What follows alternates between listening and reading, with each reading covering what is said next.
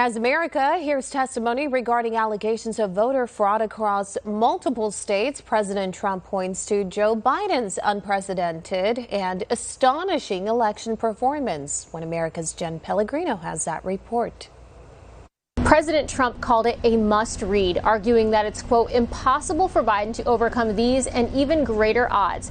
This in reference to a Federalist article entitled 5 More Ways Joe Biden Magically Outperformed Election Norms. In the election that elicited new chants from Trump supporters, at least 74 million of them, to hold the line and stop the steal, it's impossible to ignore the facts or forget the warnings that preceded the outcome. Author J.B. Shirk outlines for the Federalist the peculiar election performance of the former vice president. First, unprecedented voter turnout. In no prior election has an incumbent president gained votes, over 10 million more of them this time for President Trump, and lost the election. Yet it appears 80 million Americans opted for a man who spent 47 years in office and told black Americans that they weren't black if they didn't vote for him.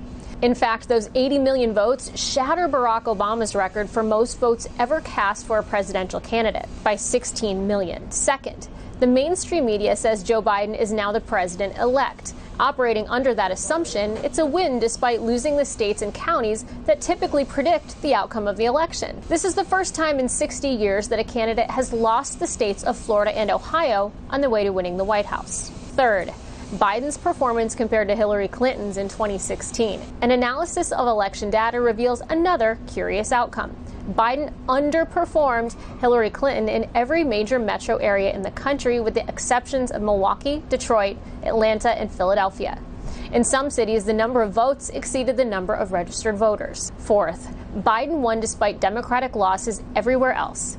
27 House seats ranked by the New York Times and Cook Political Report as toss-ups going into Election Day all appear to be won by Republicans.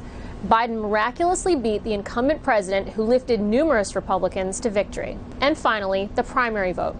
No incumbent president who has received 75% of the total primary vote has lost re-election. President Trump received a whopping 94% of the primary vote.